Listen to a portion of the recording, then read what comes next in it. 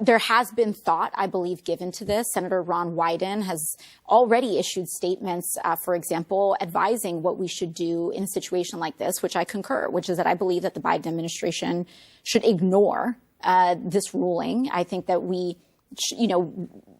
the courts have the legitimacy and they rely on the legitimacy of their rulings.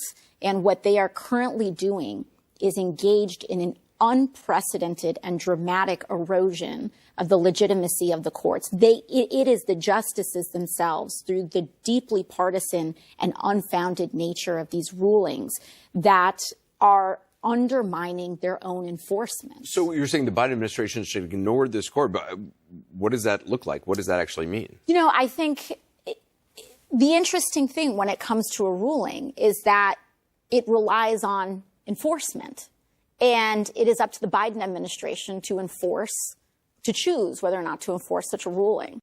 These Democrats pretend like they care about democracy. Well, the American republic depends on the separation of powers. The president has executive power. The judiciary decides cases and controversies. The judicial power, Congress writes the laws. It is insane for any member of Congress to come out and say that the executive branch should ignore the judiciary. I mean, that's what you do in third world Marxist hellhole banana republics. And it seems like that's the track that today's Democrats, today's Marxist left wants us to head down. And it's very dangerous. It's extraordinarily dangerous.